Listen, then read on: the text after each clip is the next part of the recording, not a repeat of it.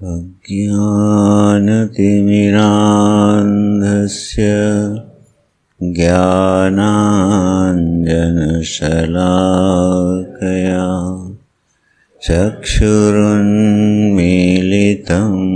येन तस्मै श्रीगुरवे नमः।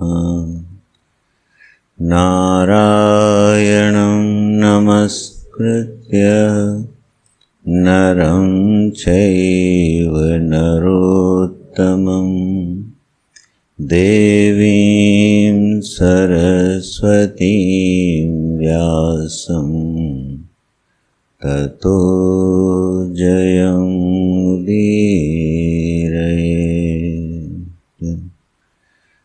ओम श्री कृष्णाय नमः। ओम श्री सद्गुरु चरण कमलेभ्यो नमः।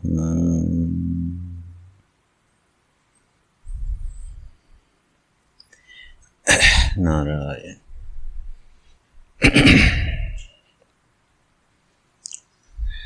तो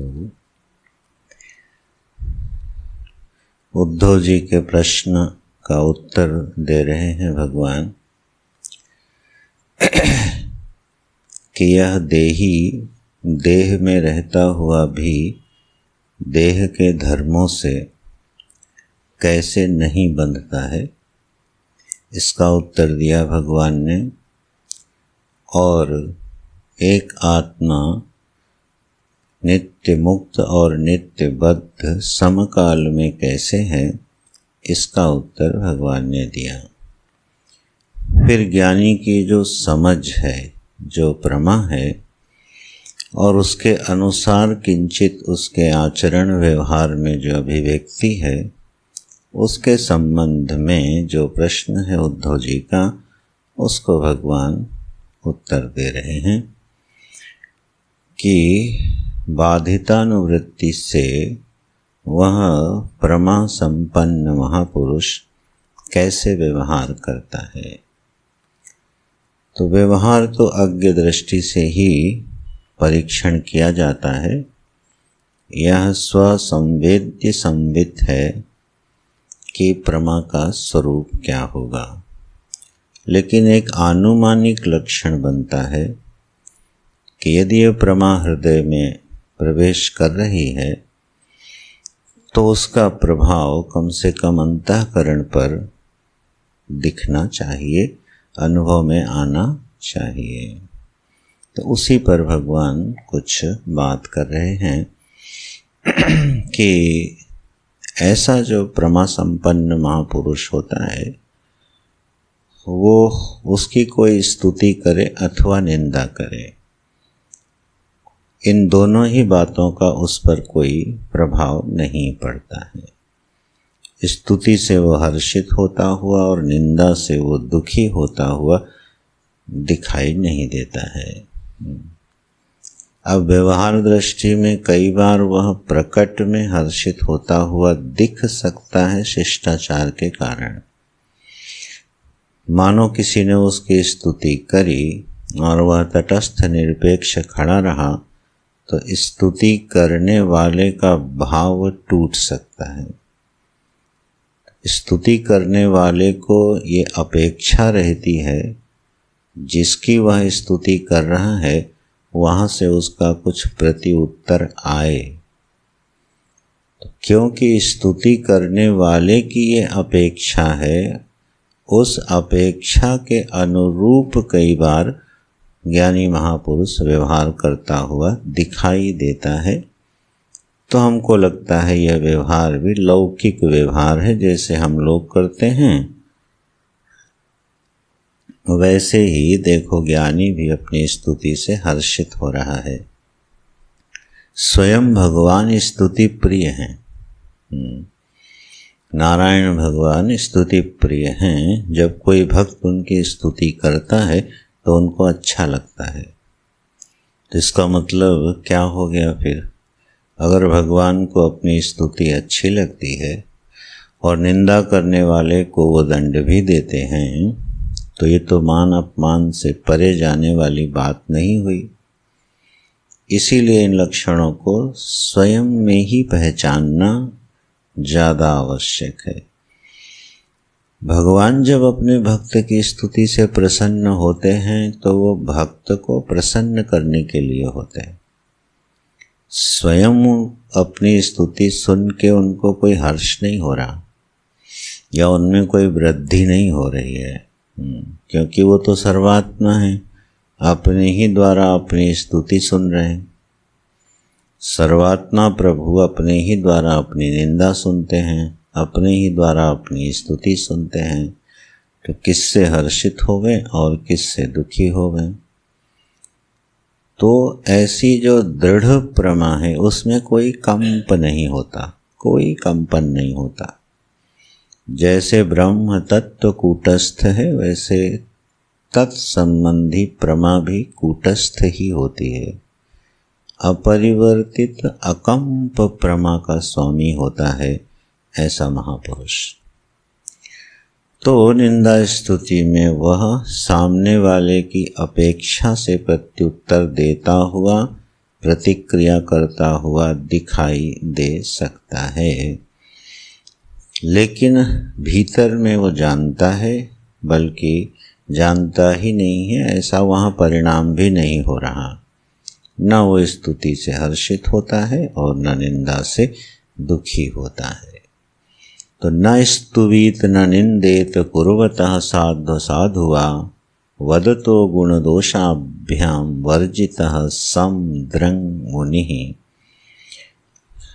और स्वयं भी न कुर्यात् न वदेत किंचित न ध्यायेत साध्व साधुआ आत्मारामो अनया वृत्त्या विचरेत जड़वत मुनिः। ये एकादश अध्याय 11वें अध्याय के 16-17 श्लोक हैं। तो न केवल वह अप्रभावित रहता है बल्कि उसकी किसी की प्रशंसा करने में और किसी की निंदा करने में रुचि नहीं होती। न तो स्वयं प्रभावित होता है और न किसी की वो स्तुति करता है और न किसी की निंदा करता है। उसकी दृष्टि में न कोई साधु है न कोई असाधु है, न कोई क्रिया विधि सम्मत है न कोई क्रिया निषिद्ध है। ये सब बड़ी विलक्षण बातें हैं। विधि निषेध के पारतंत्र से, वेदों के अनुशासन से वह बाहर हो चुका है। अब न उसको विधि की आवश्यकता है न निषेध की आवश्यकता है। सवेद किंकरो न भवति, फिर वह वेद का दास नहीं होता, उसके आदेश का गुलाम नहीं होता है। तो उसकी दृष्टि में न कोई साधु बचता है न कोई असाधु बचता है। इस प्रमा का आश्रय लेके, इस लक्षण का आश्रय लेके साधक को अभ्यास करना चाहिए। यह अभ्यास सरल हो जाता है जब हम यह धारणा करते हैं, मानो या ये उपासना करते हैं कि जो हमारी स्तुति कर रहा है, चलो मैं न सही तो मेरा ईश्वर ही है। मेरा ईश्वर ही मेरी इस रूप में निंदा कर रहा है और मेरा ईश्वर ही इस रूप में मेरी स्तुति कर रहा है। यह अभ्यास है। और अगर ईश्वर से अनन्यत्व सिद्ध हो जाए निधिध्यासन काल में, तो वो मेरा ही स्वरूप है। मैं ही अपनी निंदा करता हूँ किसी के रूप में, मैं ही अपनी स्तुति सुनता हूँ किसी के रूप में उपलब्ध हो करके। क्योंकि जो सर्वात्मा है वो सबकी आत्मा है ना।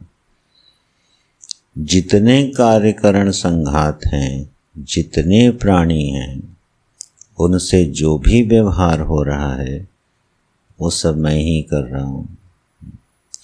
ईश्वर कर रहे हैं, चलो ये उपासना में सदता है तो यही सद जाए। और फिर अंततो गत्वा वो अहम की ही प्रतिमूर्तियां हैं, मानो सब के सब। जैसे अनंत घटों में जो प्रतिबिंब है वह एक ही बिंब सूर्य का प्रतिबिंब है सहस्रों अनंत अनंत घटों में। तो जितनी भी वेदांत की प्रक्रिया है, सृष्टि की उत्पत्ति की जो प्रक्रिया है, उसका जो अंतिम पर्यवसान है, उसका जो फलित वाक्य है, वो ये समझ में आ जाना है कि सृष्टि का अभिन्न निमित्त उपादान कारण मैं ही हूँ। यह सृष्टि का फलितार्थ है, सृष्टि मीमांसा का। उसमें किसके कितने गुण हैं, कितने तरह से अभिव्यक्त होता है, और फिर उस पर बहुत सारे अनुसंधान और रिसर्चेस होते हैं, वह एक विषय है। वो भी प्रशंसनीय है, जो करना चाहे करे और करना भी चाहिए। बहुत से विज्ञान की धाराएं उपधाराएं सृष्टि के मीमांसा की प्रक्रिया से निकलती हैं।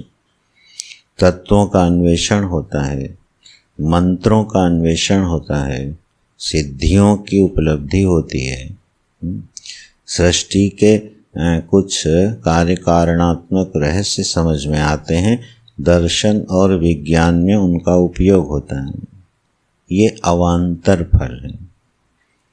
जो मुमुक्षु है, उसकी दृष्टि जब वह सृष्टि प्रक्रिया का अध्ययन करता और चिंतन करता है, तो यह प्रमा दृढ़ हो जाती है कि सृष्टि का अभिन्न निमित्त उपादान कारण अहमेव अस्मि। यही चित धातु है, इसके अतिरिक्त कुछ नहीं है। इस बोध से जो समदृष्टि आती है, वो आत्मा का स्वभाव है, जो हम लोग पहले दिन चर्चा कर रहे थे। इस बोध से जो समदृष्टि आती है, वो सहज होती है, वो प्रमा का फल है। और ज्ञानी के आचरण का अनुमान करके जो हम समदृष्टि का बुद्धि में अभ्यास करते हैं, ये उपासना है। तो साधक को ये उपासना करनी चाहिए और फिर गहन निधिध्यासन से इस प्रमा को सहज कर लेना चाहिए। इसलिए ये प्रक्रियाएं आती हैं। जैसे सुनार की दृष्टि में चाहे रावण की मूर्ति हो, चाहे राम की मूर्ति हो, सुनार की दृष्टि में दोनों स्वर्ण ही हुआ करते हैं। न उसको वहाँ राम दिखते हैं, न उसको वहाँ रावण दिखते हैं, उसको केवल स्वर्ण दिखता है। उस स्वर्ण ज्ञान से, क्योंकि उसकी प्रमा बिल्कुल आरूढ़ है, इसलिए वो कोई भेद नहीं देखता है। इसी तरह से जब उपादान कारण ये सिद्ध हो जाए कि चित धातु के अतिरिक्त और कोई उपादान नहीं हो सकता, तो सृष्टि विवर्त होकर के स्वरूपस्थ हो जाती है। अभी मांडूक्य के अध्ययन में एक वाक्य आया था, उस पर काफी विचार हुआ। जिसका उपादान कारण और निमित्त कारण एक होता है, वह कार्य विवर्त होता है।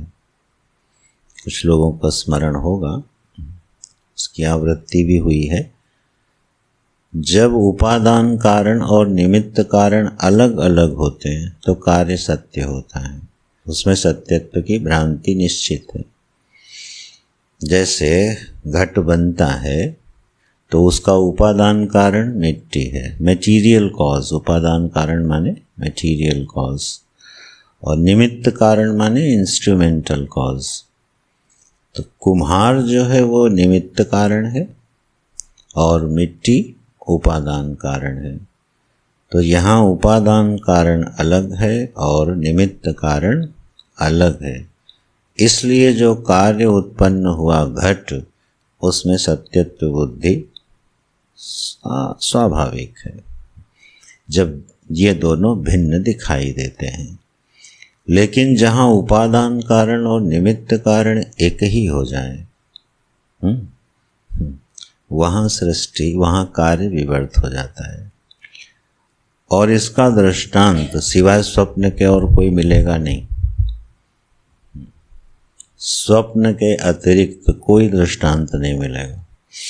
मान लो हम रज्जु सर्प में ये लगाना चाहें तो सर्प का उपादान कारण क्या है? रज्जु। लेकिन निमित्त कारण भ्रम है, निमित्त कारण अविद्या है, रज्जु नहीं है। इसलिए वहाँ पर भी ये पूरा दृष्टांत सही नहीं बैठता है। स्वप्न के तरंग का आप दृष्टांत ले लो। जल, समुद्र में जो तरंग उठती है उसका उपादान कारण जल है, लेकिन निमित्त कारण वह जल का दबाव है। जो समुद्र में जल का प्रेशर होता है, उस प्रेशर से तरंग उठती है, तो निमित्त कारण अलग हो गया। पूर्ण दृष्टांत का साम्यांश नहीं मिल पाता है, लेकिन स्वप्न में ये बात बन जाती है। स्वप्न का उपादान कारण भी मैं ही हूँ और निमित्त कारण भी मैं ही हूँ, इसलिए स्वप्न निश्चित रूप से विवर्त सिद्ध हो जाता है। इसी तरह जब हम ये मानेंगे कि सृष्टि का उपादान कारण तो प्रकृति है, ठीक, और निमित्त कारण परमात्मा है, तो कभी सृष्टि विवर्त होने वाली नहीं है। इसलिए वेदांत दर्शन को छोड़ करके जितने दर्शन हैं आस्तिक नास्तिक, उसमें कहीं भी सृष्टि विवर्त नहीं है, सृष्टि मिथ्या नहीं है। न सांख्य में, न न्याय में, न योग में, न वैशेषिक में, न मीमांसा में, न चार्वाक में, न जैन में, न बौद्ध में, किसी दर्शन में सृष्टि जो है विवर्त नहीं है। बौद्धों में भी शून्य है, मनोमय है, शून्य है, विवर्त नहीं है, प्रतीति नहीं है वो। लेकिन वेदांत की एक विलक्षण प्रमा है, खोज है कि नहीं, सृष्टि का उपादान कारण चित वस्तु, ज्ञान वस्तु के अतिरिक्त कुछ नहीं है, और निमित्त कारण भी वो स्वयं बनता है। इसलिए उत्पन्न होने वाला कार्य विवर्त है। इस बोध से होता क्या है, इस चिंतन से होता क्या है? इस चिंतन से यह होता है कि अपनी सर्वात्मकता का बोध होता है। अपनी सर्वात्मकता का जब बोध होता है तो भाई किसकी स्तुति से प्रसन्न हो गए और किसकी निंदा से दुखी हो गए, किससे राग करोगे और किससे द्वेष करोगे। इस सारे नानात्व के प्रत्यय और उनसे उत्पन्न होने वाले जितने द्वंद्व हैं वो एक क्षण में ध्वस्त हो जाते हैं इस प्रमा से। तो निधिध्यासन में इस प्रमा का निर्माण करना चाहिए और व्यवहार में ये अभ्यास करना चाहिए। जब भी स्तुति निंदा से, हानि लाभ से चित्त बहुत व्यथित हो, ठीक है, चाहे ईश्वर को आश्रय बना के, चाहे आत्मा को आश्रय बना के एक रूपता का चिंतन करना चाहिए, तब जाके ये सम दृष्टि ठहरती है। तो हे उद्धव, जो तुम लक्षण जानना चाहते हो तो लक्षण तो यही हैं। आत्मारामो अनया वृत्त्या विचरेत जडवत मुनिः। जो आत्माराम है वह अनया वृत्त्या, अनया प्रमया, इसी वृत्ति के द्वारा, इसी ज्ञान के द्वारा वह मननशील मुनि जड़वत विचरता है। जड़वत का मतलब क्या है? पागल। अनुवाद तो यही है, उन्मत्त पिशाचवत ऐसा लिखा है। अब अगर इसका आप व्यावहारिक अभ्यास करने लगो तो सृष्टि बड़ी विचित्र हो जाएगी। हर आदमी सिद्ध करेगा मैं ज्ञानी हूँ, तो आप पागल की तरह घूमेगा। नहीं, इन सब के तात्पर्यार्थ हैं, वो जड़वत मुनि है, माने उसको इन सब चीज़ों का कोई प्रभाव नहीं पड़ता। जैसे जड़ वस्तु पर कोई प्रभाव नहीं पड़ता है, ऐसे वो इन सब का कोई प्रभाव उस पर नहीं पड़ता। आत्मा राम है, उसका रमण कहाँ है? आत्मा में।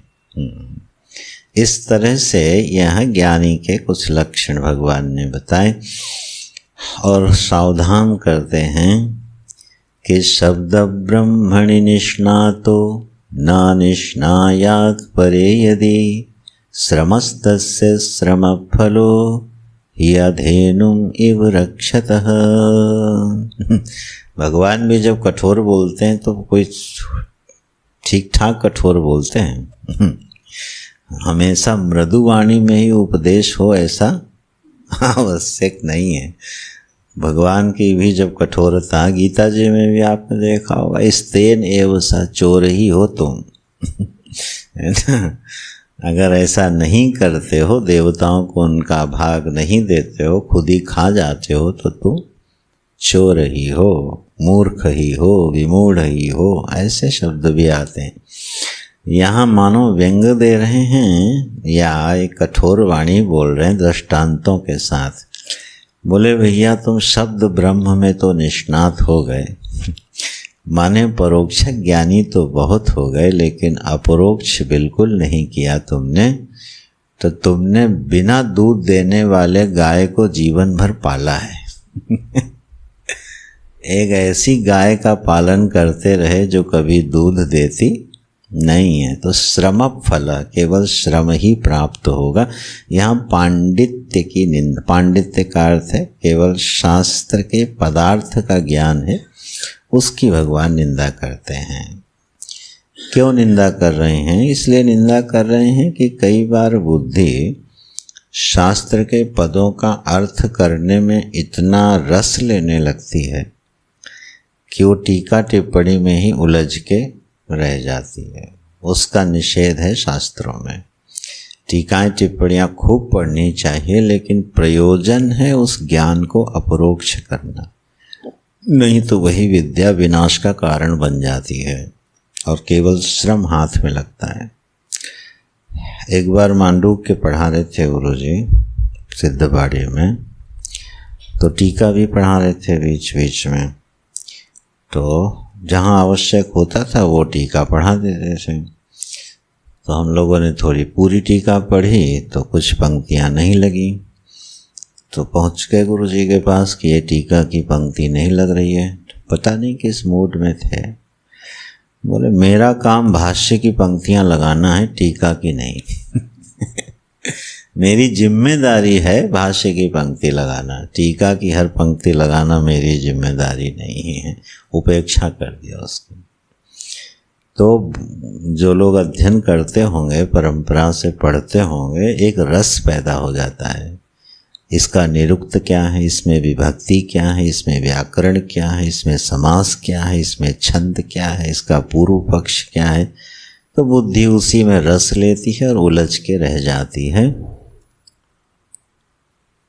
यहाँ सावधान करते नहीं, वो श्रम मात्र रहेगा।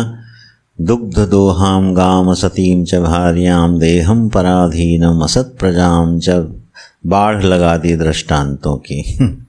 इस पराधीन देह की सेवा करना, कुपुत्र की रक्षा करते रहना, ठीक है, अधेनु की सेवा करते रहना, असत भार्या का पालन करते रहना, अपात्र को दान देना, ये सब क्या है? दुख दुखी, इनसे कोई निदान नहीं मिलता है, सब व्यर्थ चले जाते हैं। इसलिए जब शास्त्र अध्ययन हो तो वह जीवन से जुड़ता चला जाना चाहिए।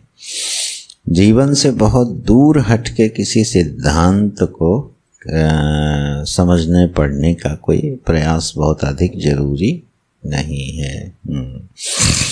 तो उसकी ओर भगवान थोड़ा सावधान करते हैं और फिर कहते हैं, देखो यस्याम न मे पावनमंग कर्म स्थिति उद्भव प्राण निरोधमस्य लीलावतारेप्सित जन्मवास्यात् वन्ध्यां गिरं तां बिभ्रयान्न धीरः। अब धीरे से भगवान अब टर्न लेंगे। क्या? थोड़ा सा आएंगे भक्ति की तरफ, विषय को थोड़ा सा भक्ति की ओर मोड़ने वाले हैं। बोले भाई उसकी वाणी क्या है? बोले हे अंग, ये संबोधन है उद्धव जी के लिए। हे अंग, जो वाणी क्या करती है, मेरे इन गुणों का वर्णन नहीं करती है, पावन गुणों का वर्णन नहीं करती, मेरे पावन कर्म का वर्णन नहीं करती। बोले प्रभु आप भी कर्म करते हो? आप तो बोल रहे थे मैं करता हूँ। बोले यही तो हमने तुमको बताया था कि अकर्ता होके भी जो कर्म करता है, अदेहस्थ होके भी जो देहस्थ है, यही तो प्रमा है। तो बोले मैं अकर्ता हूँ, तो बात बिल्कुल सही है, लेकिन मेरे कर्म भी हैं और उन कर्मों का जो वाणी चिंतन करती। बोले प्रभु आपका कर्म क्या है? बोले हम छोटा मोटा काम नहीं करते। स्थिति उद्भव प्राण निरोधमस्य, मैं सृष्टि को बनाता बिगाड़ता रहता हूँ। ये मेरा कर्म है, ये मेरा खेल है। क्या? सृष्टि बना देना और सृष्टि को बिगाड़ देना, ये से मैं खेलता रहता हूँ। फिर गुरु जी की बात याद आ रही, ये दीवार यहाँ से तोड़ दो और वो दीवार वहाँ से उठा दो। एक विजिट में आए ये दीवार यहाँ होनी चाहिए, दूसरी विजिट में आए ये दीवार वहाँ होनी चाहिए। यहाँ भी ऐसा बहुत कुछ हुआ है। उधर चले जाएंगे तो मामला लंबा हो जाएगा। पर चलो एक चीज़ याद आ रही है, गुरुजी के ड्राइंग रूम में बाहर वहाँ पर आपको कहीं टीवी नहीं दिखता होगा, वो पर्दे के पीछे है। ऐसे जब पर्दा खींचा जाएगा तो पीछे टीवी दिखेगा। उस टीवी को रखने के लिए हमने एक स्टैंड बनवाया था, जो इस समय मनीष के कमरे में है। बहुत महंगा और बड़ी मेहनत से डिज़ाइन करके एक बहुत खूबसूरत बनाया, और उन गुरुजी के आगे से बनवाया। उनका एक जरा स्टैंड बनवा दो ठीक से, कोई जहाँ लगे कि ठीक से रखा है। ठीक गुरुजी, उसको बड़ी रुचि लेके बनवाया गया, लाइट्स लगवाई गई, कार्विंग थोड़ी बहुत करवाई गई, बढ़िया स्टैंड बनाया गया। आए और कहीं से आए होंगे, जबलपुर से आए थे, तो वहाँ गुरुजी ने देखा होगा कि वो टीवी अलमारी के अंदर ही लगा दिया उन्होंने, जगह भी नहीं घेर रहा, बढ़िया भी लग रहा है। ठीक, तो जब दूसरी बार आए तो देखिए बोलते कैसे, तुमने इतना महंगा स्टैंड क्यों बनवाया है? ये साधुओं के लायक थोड़ी है। ये साधु के कमरे में ये थोड़ी ऐसा स्टैंड अच्छा लगता है सेटअप। जी गुरु जी क्या करना है? अच्छा इसका करोगे क्या? तब तक महात्मा मनीष थे, बोले हम कमरे में रख लेंगे। तो हमने इनसे पूरा पैसा लिया और वो फिर इनके उस कमरे में रखा है जहाँ जगह ही नहीं है। और उसके कुछ पार्ट्स इधर उधर भी हो गए हैं कादे। खैर उसके बाद अब कहाँ लगे, बोले ये जो दीवार है ना, इसको कुछ इंतज़ाम करो। खैर दीवार को दिखा दी गई, जगह बनाई गई, टीवी लगाया गया, फिर वहाँ लगा रहा, उसमें देखते रहे। तो वो उसके आगे पर्दा पड़ा हुआ है। खैर मैं ये कह रहा हूँ कि भगवान क्या कह रहे हैं, मेरे कर्म क्या हैं? बोले मैं ब्रह्मांड बनाता रहता हूँ और ब्रह्मांडों को बिगाड़ता रहता हूँ, ये मेरा खेल है। मानो मुझ अकर्ता के द्वारा देखो क्या कर्म हो रहा है। ऐसे मेरे पावन कर्म का जो वाणी चिंतन नहीं करती, वो बंध्या पुत्र के समान व्यर्थ है। मेरी लीलाओं का, मेरे जन्म का, ठीक है, लीलावतारेप्सित जन्म वास्यात, मैं लीलावतार लेके जन्म लेता हूँ, उसका जो चिंतन करती है बुद्धि। तो अब देखो सीधे टर्न कर रहे हैं विषय को। शुद्ध अकर्ता, शुद्ध अभोक्ता के द्वारा होने वाले कर्म और जन्म। जन्म कर्म च मे दिव्यम एवं यो वेत्ति तत्त्वतः सोऽविकम्पेन योगेन युज्यते नात्र संशयः। जन्म कर्म च मे दिव्यम एवं यो वेत्ति तत्त्वतः। ये मानो ये व्याख्या है, यह 11वां अध्याय गीता जी के उस श्लोक का।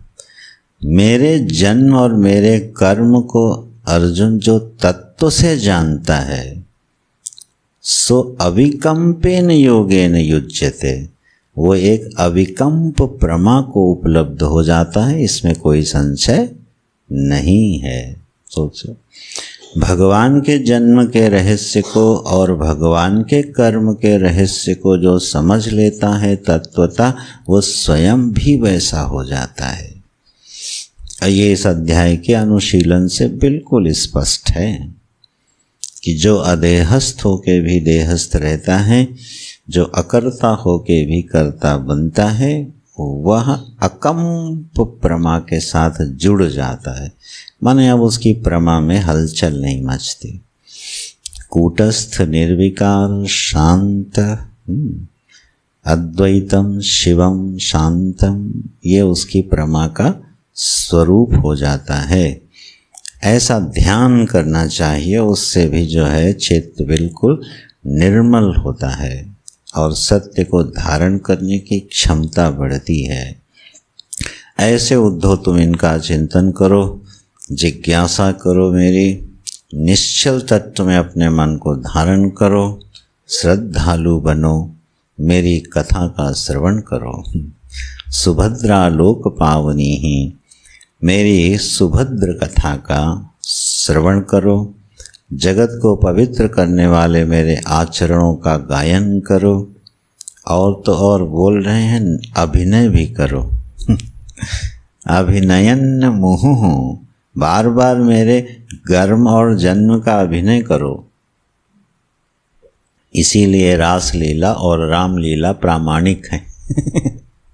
भगवान की आज्ञा और पुराणों में तो विस्तार से वर्णन है कि मेरे उत्सवों में पूरा मेरा विधिवत मेरे उत्सव का पालन करो, उत्सव मनाओ, जन्मोत्सव मनाओ, ठीक है, लीला करो। तो इस तरह से ये अभिनय करो।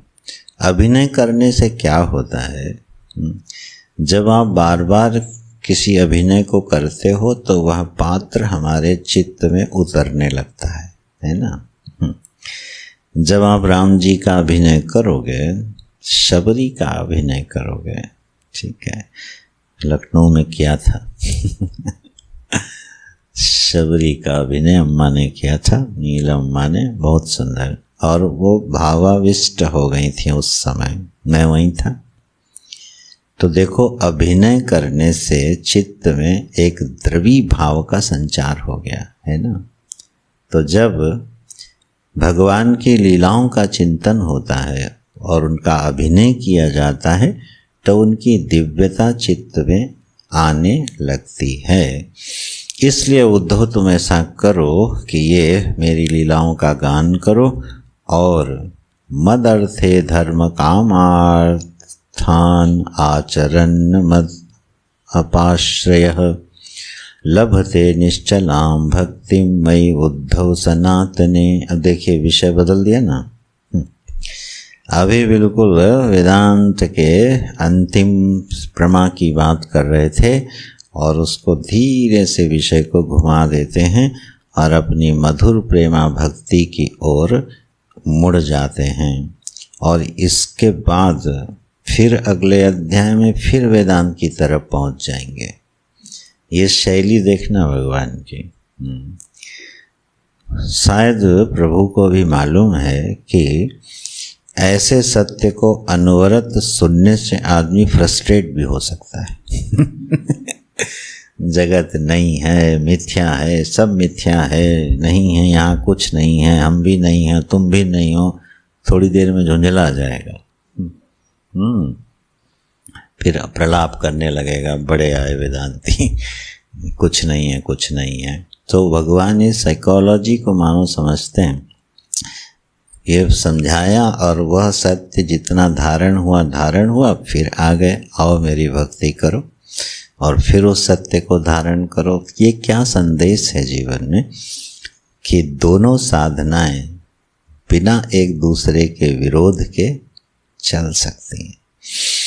ये संशय अगर कभी किसी के मन में हो तो उसका निवारण कर लेना चाहिए, और रहता है। बहुत साधकों के मन में बात आती है कि जब निर्गुण निराकार का चिंतन करेंगे तो वो तो मैं ही हूँ, जो उपासना करेंगे तो वो अन्य है। अब जो अन्य है वो मैं हूँ, तो मैं उसकी उपासना कैसे करूँ, मैं उससे मांगूँ कैसे, मैं उससे अपनी प्रार्थना का निवेदन कैसे करूँ। ये शंका, ये दुविधा आ जाती है मन में, आ ही जाती है अक्सर। तो ये भगवान वो शैली सिखा रहे, इनमें कोई विरोध नहीं है। जब उपासना करनी है तो उसमें द्वैत भाव को स्वीकार करके मधुर उपासना करनी चाहिए। और जब चित्त विशुद्ध सत्व से संपन्न होने लगे तब अनन्य भाव से ईश्वर का चिंतन करना चाहिए। और ये दोनों विधाएं साथ साथ चलती हैं और साथ साथ चलानी चाहिए अपने अधिकार के अनुसार। इसलिए भगवान अब ये बोलते हैं, उद्धव जरा तुम ये सब गायन करो, मेरी कथा सुनो। और कर्म मदर्थे धर्म कामार्थान आचरण, मेरा आश्रय लेके मेरे लिए धर्म पुरुषार्थ, काम पुरुषार्थ और अर्थ पुरुषार्थ, इन तीनों का आचरण, धर्म काम अर्थ, धर्म कामार्थान, तीन ये जो पुरुषार्थ है ना, ये तुम मेरे लिए करो। अब आपका ध्यान इस बात पे गया होगा, चतुर्थ पुरुषार्थ का नाम नहीं लिया है ना? क्यों है? अच्छा ठीक है, भक्ति की बात तो ठीक है। धर्म काम और अर्थ तो प्रभु को, अन्य प्रभु को अर्पित करके हो सकते हैं। मोक्ष पुरुषार्थ प्रभु को अर्पित करके हो ही नहीं सकता, क्योंकि वो तो स्वरूप है। ठीक है, इसलिए धर्म काम और अर्थ तीन का नाम लिया है। जब बात मोक्ष की आती है तो वहाँ अन्यत्व का तो निषेध है, तो मदर्थ चिंतन क्या होगा? अच्छा बताओ, मैं निधिध्यासन कर रहा हूँ और ब्रह्मात्मैक्य, या यूँ कहिए ब्रह्माकार वृत्ति बना रहा हूँ। अब किस परमात्मा को समर्पित करोगे वो वृत्ति? ब्रह्माकार वृत्ति का समर्प्य कौन है? कोई नहीं, तो मद अर्थे घटेगा ही नहीं। मद अर्थे तीन ही पुरुषार्थों में घट सकता है, धर्म में, काम में और अर्थ में। जब यह तुम मेरे लिए करोगे तो तुम मोक्ष पुरुषार्थ की ओर मैं तुमको मोड़ दूंगा मैं तुमको अपने मोक्ष पुरुषार्थ की ओर लगा दूंगा। ऐसा करने से जब तुम मदर्थ जो है तीनों पुरुषार्थों को मेरे आश्रय में रहते हुए करोगे तो लभते निश्चलाम भक्तिम, तब तुमको निश्चल भक्ति उद्धव मेरे में प्राप्त हो जाएगी। ध्यान दीजिएगा, इसके बाद कह रहे हैं सत्संग लब्ध्या भक्त्या मयि माम स उपासिता स वै मे दर्शितम सद्भि अंजसा विंदते पदम। बोले जब ऐसी निश्चल भक्ति तुमको प्रदान हो जाएगी उद्धव, तब तुमको मैं सत्संग दूंगा।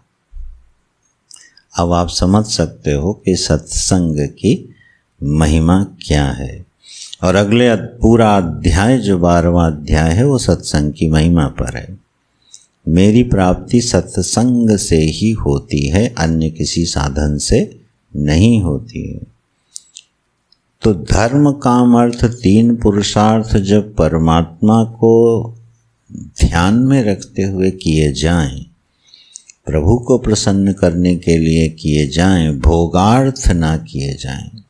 चलो अभी इस पे ज़्यादा विस्तार तो नहीं करना, गीता जी में आप लोगों ने बहुत सुना ही होगा। जब हमसे ये कहा जाता है भोगार्थ कर्म मत करो, और तीनों पुरुषार्थों का फल भोगार्थ ही होता है, धर्म का फल कौन भोगेगा? हम।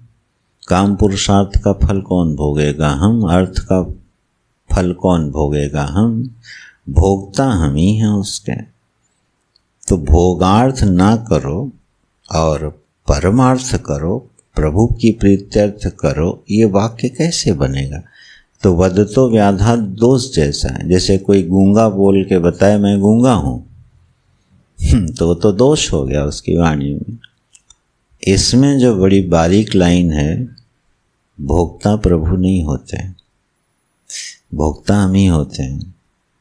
सीधे भोग ना करके प्रसाद का भोग करते हैं, बस इतना अंतर है, और वही कर्मयोग बन जाता है।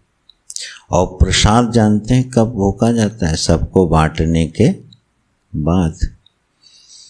जो भोक्ता भाव से कर्म करेगा उसकी दृष्टि होगी फल आते ही सबसे पहले मैं उसका भोग कर लूं। और जब प्रसाद बुद्धि होगी तो पहला लक्षण ये घटेगा, सबको बांटने के बाद जो यज्ञ अवशिष्ट बचेगा उसका मैं भोग करूंगा। यज्ञ शिष्टान मुच्यन्ते सर्व किल विषय ही। तो वह चौथे अध्याय में भगवान ने उसको विस्तार किया है। उसका सूत्र वाक्य यही है, भोग तो हम ही को मिलने वाला है। अब हम उसको अगर प्रसाद बना के ग्रहण करें तो कितनी बड़ी क्रांति जीवन में हो जाए, और सीधे भोग बुद्धि से उसको ग्रहण करेंगे तो पतन होगा, उलझाव बढ़ेगा, संताप और पीड़ा बढ़ेगी। बस इतना ही अंतर होता है मदर्थे कर्म करने में। ऐसा जो व्यक्ति कर्म करता रहता है तो उसको भक्ति मिलती है, और भक्ति के बाद सत्संग मिलता है। और सत्संग किससे मिलेगा? बोले साधु से। साधु पुरुषों से ही तो सत्संग मिलता है। तो अब उद्धव जी प्रश्न उठा देते हैं। उद्धव उवाच साधुस्तवोत्तम श्लोक मतः कीदृग्विध प्रभो भक्तिस्त्वयि उपयुज्येत कीदृशी षड्भिरादृता एतन्मे पुरुषाध्यक्ष लोकाध्यक्ष जगत्प्रभो प्रणतायानुरक्ताय प्रपन्नाय च कथ्यताम् त्वं ब्रह्म परमं व्योम पुरुषः प्रकृते परः अवतीर्णोऽसि भगवन् स्वेच्छोपात् पृथग् वपुः। आप कहते हैं भगवान हे उत्तम श्लोक, ये संबोधन है। श्लोक माने होता है, बता पाएगा कोई? श्लोक माने क्या होता है? नहीं? अच्छा, निरुक्त में देखना जी। श्लोक माने होता है कीर्ति। हाँ, श्लोक माने कीर्ति होता है। हे उत्तम कीर्ति वाले भगवान, उसके लिए है उत्तम श्लोक। इसलिए सारे हम शास्त्र के वचनों को क्या बोलते हैं? श्लोक। माने उसमें भगवान की कीर्ति का गान हो रहा है। ये आपको निरुक्त में मिल जाना चाहिए अर्थ, मैं कंफर्म भी कर लूँगा। तो उत्तम कीर्ति है जिनकी, ऐसे बहुब्रीहि समास बनेगा। हे उत्तम श्लोक, उत्तम कीर्ति है जिनकी, ऐसे प्रभु आप हमको बताइए कीदृग्विधः साधु, या आपका साधु कैसा होता है? भक्तिस्त्वयि उपयुज्येत कीदृशी, और किस प्रकार से भक्ति की जाती है, और वह भक्ति जो सज्जन पुरुषों के द्वारा आदरणीय हो। माने वह भक्ति जो हम अपनी मनमानी करें, ठीक है, वह भक्ति ने कितनी सावधानी से बोल रहे हैं, वह भक्ति जो सत्पुरुषों के द्वारा क्या है, आदरणीय मानी जाती, वो भक्ति प्रभु आप में कैसी होती है। ये वाक्य क्यों जोड़ा है? ये वाक्य ऐसे जोड़ा, एक उद्दंडी भक्ति भी होती है। उड़ीसा में एक कीर्तन होता है, उसका नाम ही क्या है? उद्दंड कीर्तन। जब हम पहली बार गए तो हमारे पास निमंत्रण आया, बच्चे दौड़ते हुए आए, हाथ पकड़े, बोले चलिए चलिए महाराज जी, उद्दंड कीर्तन होने वाला है। मैं कहा ये कौन सा कीर्तन का स्वरूप है भाई? तो उद्दंड कीर्तन का मतलब है कि वो ढोल नगाड़े बजेंगे और जो जिधर हाथ पैर फेंक सकता है फेंके नाचे गाए, उसको बोलते हैं उद्दंड कीर्तन। ठीक है, तो कई बार भक्ति उत्शृंखल हो जाती है। थोड़ा सावधानी से बोलता हूँ, जैसे भोले आते हैं ना कांवड़ में, ये भी नहीं कह सकते कि वो भक्त नहीं हैं और ये भी नहीं कह सकते कि वो भक्ति कर रहे हैं। सद्भिः न आदृता, सज्जन पुरुषों के द्वारा ऐसी भक्ति का आदर नहीं किया जाता जो उद्दंडता हो, उच्छृंखलता हो, पाखंड हो, उसमें दिखावा हो, ऐसी भक्ति का आदर नहीं करते हैं। तो उद्धव जी बड़ी सावधानी से पूछते हैं, भगवान आप में ऐसी भक्ति मेरे को कैसे हो सकती है जो सज्जन पुरुष जिसका आदर करते हों। हे पुरुषाध्यक्ष, हे लोकाध्यक्ष, हे जगत के प्रभु। और अपने लिए क्या कहते हैं? प्रणताय, अनुरक्ताय, प्रपन्नाय। मैं आपके प्रणत हूँ, घोषणा कर दी उद्धव जी ने, मैं आपके प्रणत हूँ। प्रणत ही नहीं हूँ, अनुरक्ताय, मेरी बुद्धि आप में ही रमण करती है। और प्रपन्नाय, आपको छोड़ के मैं और किसी की शरण में नहीं रहता हूँ। अपने लिए ऐसे संबोधन देना आसान नहीं है कि मैं प्रपन्न हूँ, शरणागत हूँ, आपसे ही प्रेम करता हूँ, इसलिए आप बताओ मेरे को, मुझे बताइए, आप ब्रह्म हैं, प्रकृति से परे हैं, अवतार लेके एक शरीर धारण करके अलग से दिखाई देते। एक शब्द पर ध्यान दें तो बड़ा आह्लाद होता है। बोले स्वेच्छा से आप अवतीर्ण हुए हैं और पृथक वपु, एक अलग शरीरधारी से दिखाई दे रहे हैं। यद्यपि एक अलग शरीर वाले हैं नहीं। ऐसे प्रभु जो आप अवतार लेके आए हैं, मुझे ये बताइए। तब भगवान इतने गुणों का वर्णन कर देते हैं 29 से लेके लगभग 40 श्लोकों तक जो वर्णन है वो साधु के गुणों का वर्णन है कि उसका हृदय कैसा होना चाहिए। कृपालु, अकृत द्रोह इत्यादि से शुरू करते हैं। उसमें 34वें श्लोक में एक लक्षण है मतलिंगम। मतलिंग मद्भक्त जन दर्शन स्पर्शनार्चनम परिचर्या स्तुति प्रभु गुण कर्मानुकीर्तनम। बोले भाई, मेरी याद दिलाने वाले जो भी चिन्ह हैं, ये अर्थ है मतलिंगम का। मेरी याद दिलाने वाले जो भी चिन्ह हैं, बस उनको देख के ही भक्त का हृदय द्रवित हो जाता है। ये भक्त का एक लक्षण है।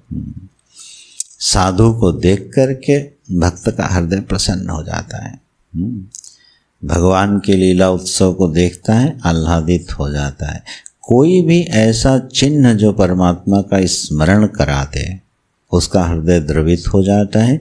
ये साधु पुरुषों के लक्षण में भगवान वर्णन कर रहे हैं। ये जो भक्ति है जो मैं तुमसे कह रहा हूँ, जो मुझ में तुमको प्राप्त होती है, उसके लक्षणों में ये बड़ा प्यारा लक्षण है। मंदिर का शिखर देखा और हृदय आह्लादित हो गया। अच्छा, यहाँ देव का निवास है। कहते हैं कि चैतन्य महाप्रभु जी, अब वो तो पदयात्रा करते थे कीर्तन करते हुए, वो एक गांव के पास से निकले तो उनका जो शिष्य थे उन्होंने कहा, भगवान इसी गांव में मृदंग बनते हैं, जिस मृदंग से हम कीर्तन करते हैं भगवान का, इसी गांव में बनते हैं। ये बात सुनते ही चैतन्य महाप्रभु भावाविष्ट हो गए। अरे ये गांव, यहाँ वो मृदंग बनते हैं जिसकी थाप पर भगवान का नाम लिया जाता है। और भावाविष्ट हो गए। तो अस्तु, यह एक लक्षण भगवान ने बताया है कि जो भी विभूति भगवान की दिखाई दे और प्रभु की याद दिला दे, इस लक्षण का अगर अभ्यास होवे तो इसका सुपरिणाम जानते क्या है? चित्त में द्रवी भाव बढ़ता है, निर्मलता बढ़ती है और प्रसन्नता बढ़ती है। अकारण इतने लाभ हो जाते हैं। भगवान के चिन्हों का दर्शन होता रहे और आह्लाद होता रहे। ऐसे उद्धव मेरी तुम भक्ति बढ़ाओ।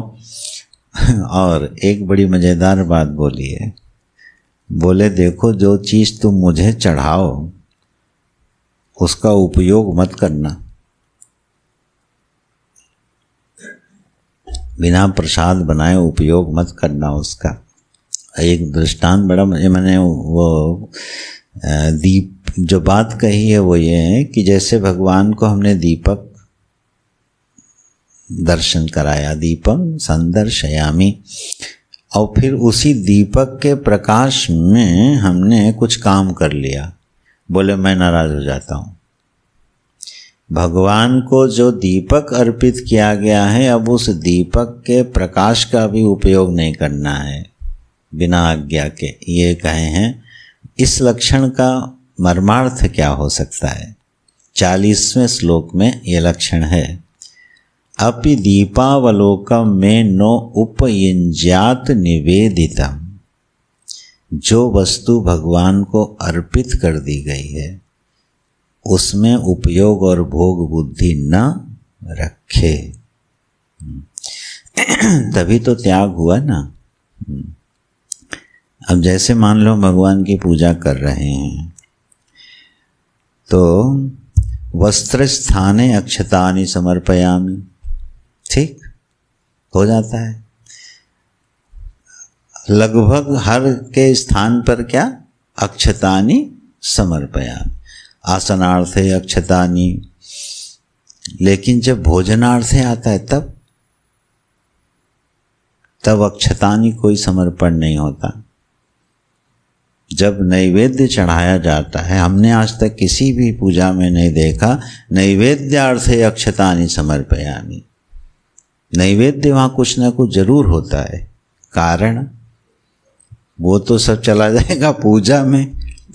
नैवेद्य किसको मिलने वाला है? हमको मिलने वाला है, इसलिए नैवेद्य स्थाने कभी अक्षत नहीं होता। तो ये जो दुष्ट भाव है ना पूजा में कि अच्छा बढ़िया वस्त्र चढ़ाओ, कब? जब ये लौटा के हमको ही पहनाया जाए, नहीं तो सस्ता वाला चढ़ा दो। इस भाव का तिरस्कार कर रहे हैं भगवान, ऐसा नहीं होना चाहिए। अपनी प्रिय वस्तु का मुझे अर्पण करो और फिर उसमें भोग बुद्धि मत रखो। वो जब मैं तुम्हें दूंगा तो लेना, और वो तो मैं तुमको दूंगा ही, 10 गुना लौटा के दूंगा, लेकिन तुम उस पर ये दृष्टि मत रखो।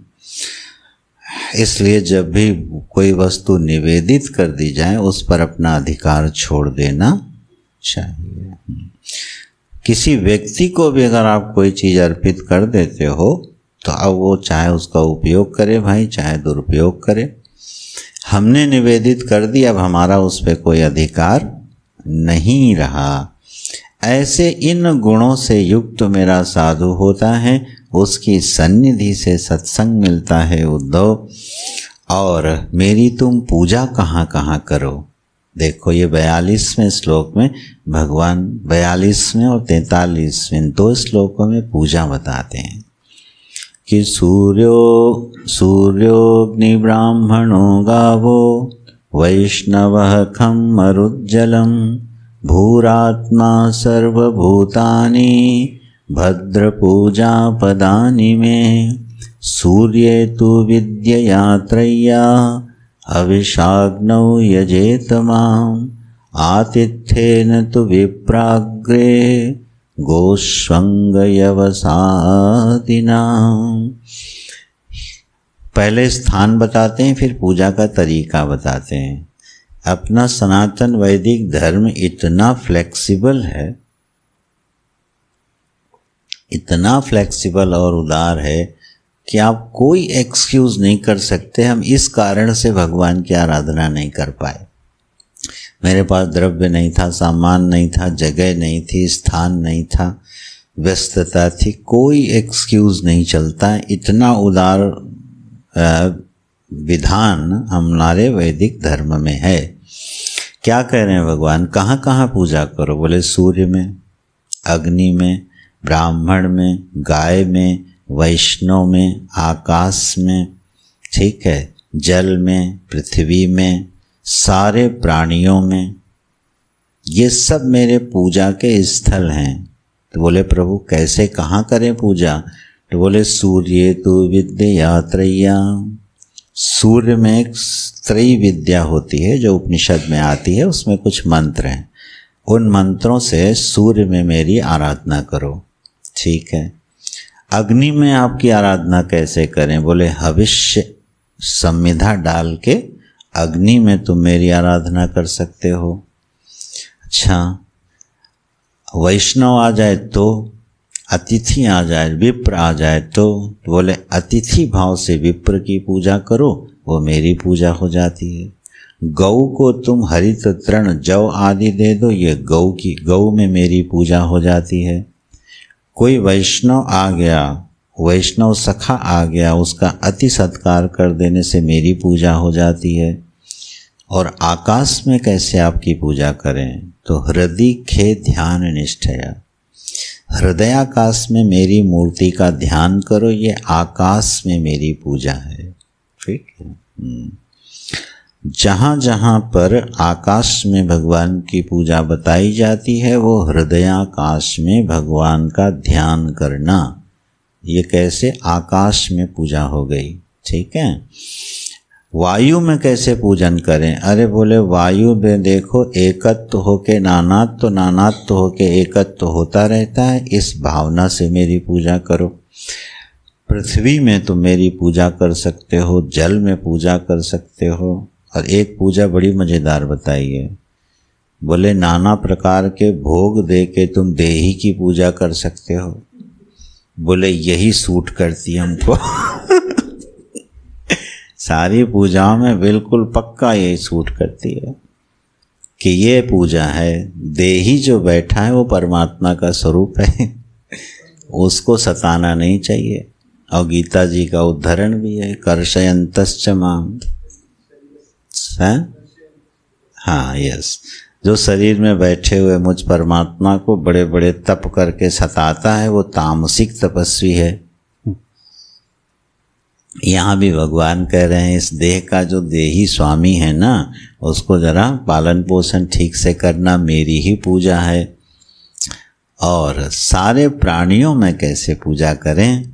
तो क्षेत्रज्ञम सर्वभूतेषु समत्वेन यजेत मां। हे उद्धव, सारे प्राणियों में मुझ क्षेत्रज्ञ परमात्मा का ध्यान करते हुए समदृष्टि से सबको देखना, ये सारे प्राणियों में मेरी पूजा का स्वरूप है। ऐसा है अपना सुंदर दिव्य सनातन वैदिक संस्कृति और धर्म। कितने पूजाओं के सुंदर सुंदर स्वरूप हैं, जहाँ जैसी रुचि हो पूजा की जा सकती है। विराट जो स्वरूप है ये परमात्मा की अभिव्यक्ति है, और बुद्धि जब हर जगह है उस परमात्मा को आधान करने लगती है तो उपासना बन जाती है, ठीक है। तो ये जो क्षेत्रज्ञ के रूप में सारे प्राणियों में मैं विराजमान हूँ, ऐसी भावना करना, सारे प्राणियों में मेरी पूजा करना हो जाता है। इतनी पूजाओं में द्रव्यमयी पूजा का कहीं उल्लेख ही नहीं किया। देखो आप, द्रव्यमयी पूजा का उल्लेख ही नहीं है, थोड़ा बस पृथ्वी के साथ है, बाकी कहीं नहीं है। तो यह विचार करना कि जब व्यवस्था होगी तभी पूजा करेंगे, ऐसा नहीं होता है। अच्छा, इसका एक उल्टा परिणाम भी होता है। मानव की बुद्धि बड़ी विचित्र है भाई। कहाँ से क्या निकाल ले पता नहीं। बोले देखो भगवान ने द्रव्यमयी पूजाएं बहुत नहीं बताई हैं, ठीक, इसलिए क्या करो, अब द्रव्यमयी पूजा को बिल्कुल कर्टेल कर दो। भगवान बैठे रहें, जाओ प्रणाम करो, धूप बत्ती जला के चले आओ, क्योंकि द्रव्यमय पूजा बताई नहीं है। द्रव्यमय पूजा जहाँ बताई है उससे श्रेष्ठ पूजाएं दूसरी बताई हैं, तो वो भी गई और ये भी गई तो फिर दोनों पूजाएं गई। तो खैर छल आम अगर हम करते भी हैं तो किसके साथ करेंगे? अपने साथ। ईमानदार हैं तो अपने लिए और छली हैं तो अपने लिए। हाँ, ये बड़ी भ्रांति है हम लोगों को कि हमने दुनिया को धोखा दे दिया अगर किसी सफलता की सीढ़ी चढ़ने के लिए हमने किसी को दबा दिया, किसी का अधिकार छीन लिया और उसके सहारे हम थोड़ा सफल होते हुए से दिखाई दे रहे हैं और उस पर गर्व करते हैं, तो समझो आप आत्मघाती हो, अपना आत्महनन ही कर रहे हो। जिसको धोखा दे रहे हो वो आप स्वयं हो, और जिसको आप सत्कार कर रहे हो वो भी आप स्वयं ही हो। प्रत्युत्तर में वही सब मिलने वाला है। ये बिल्कुल अकाट्य नियम है सृष्टि का। किसी को धोखा दे के अगर कुछ मिल भी जाए तो उसको लौटा आना चाहिए। नहीं नहीं, ये गलती से हमारे पास आ गया, इस पे मेरा अधिकार नहीं है।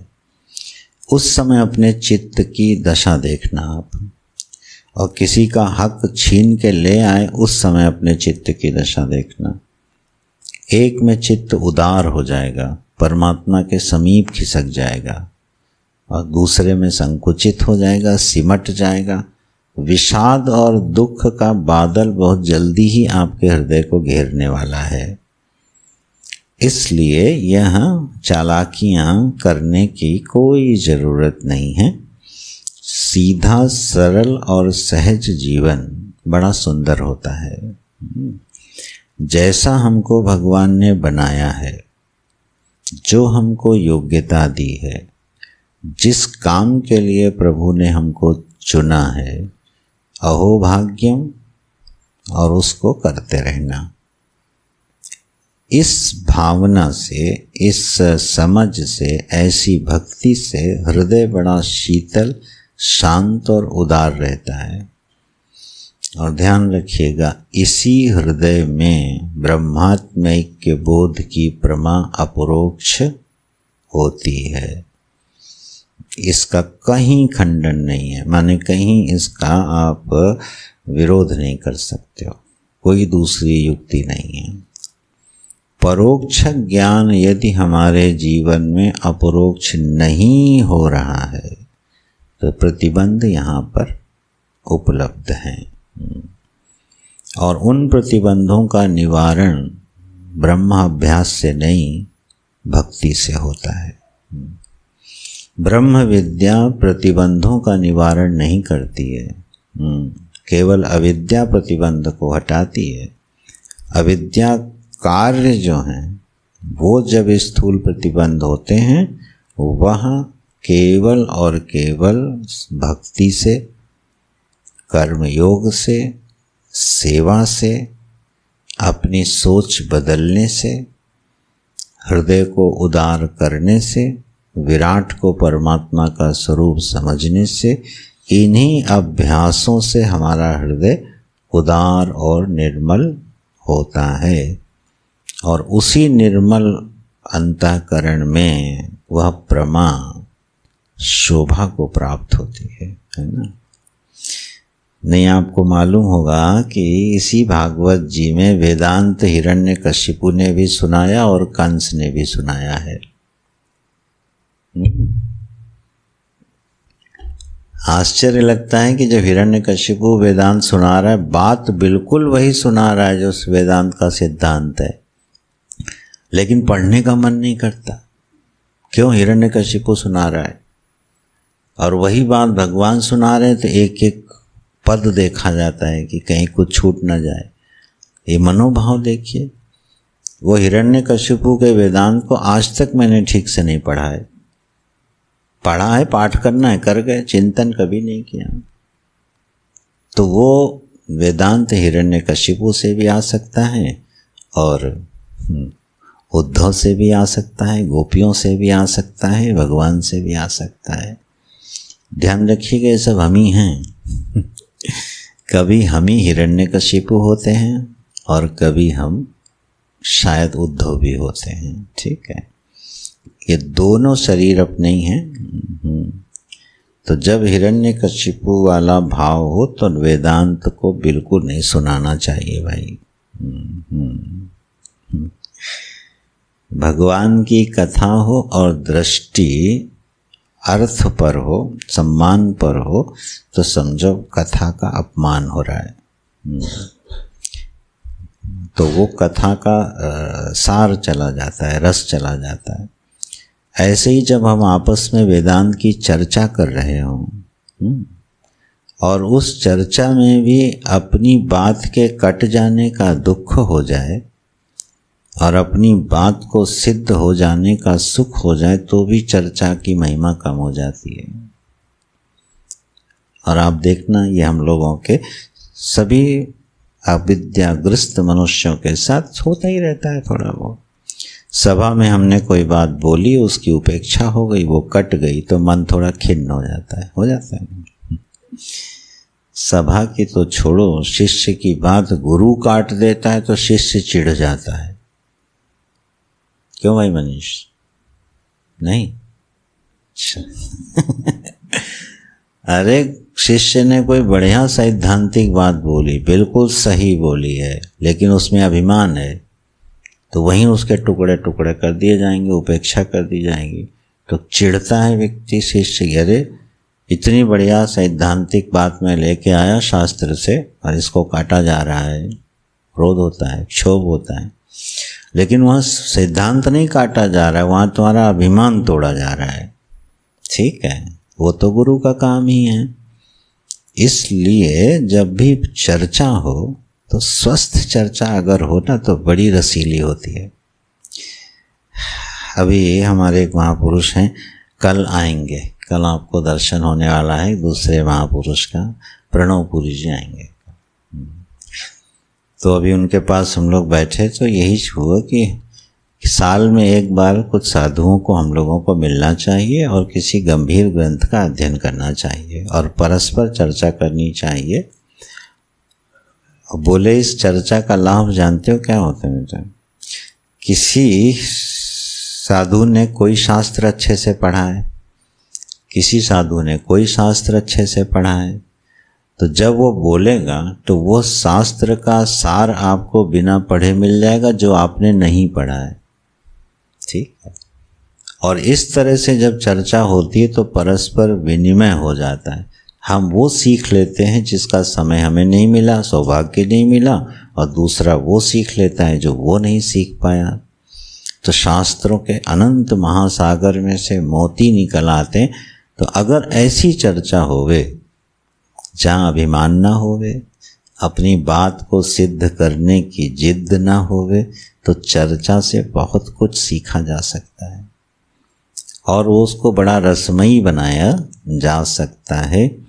इस तरह से कथयन्तश्च मां नित्यं तुष्यन्ति च रमन्ति च मद्गतः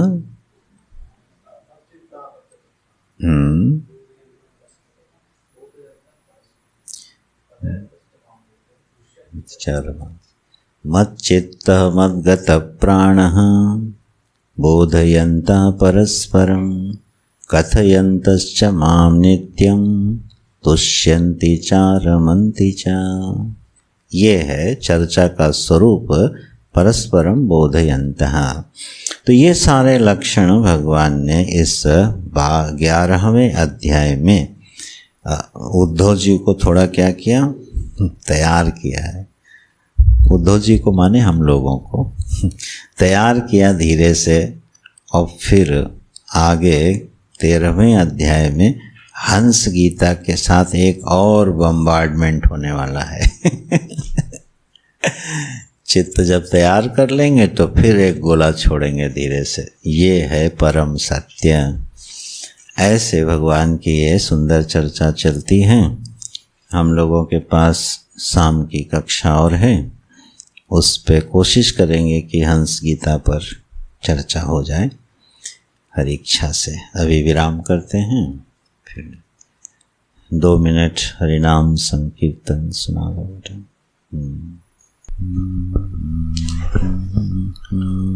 शंकर शंकर शंकरा, शंकर शंकर शंकरा, शंकर शंकर शंकरा, शंकर शंकर शंकरा, शंकरा अभयंकरा, शंकरा भयंकरा, शंकरा अभयंकरा, शंकरा भयंकरा, पाहि मां कृपाकरा, पाहि मां कृपाकरा, पाहि मां कृपाकरा, पाहि मां कृपाकरा, पाहि मां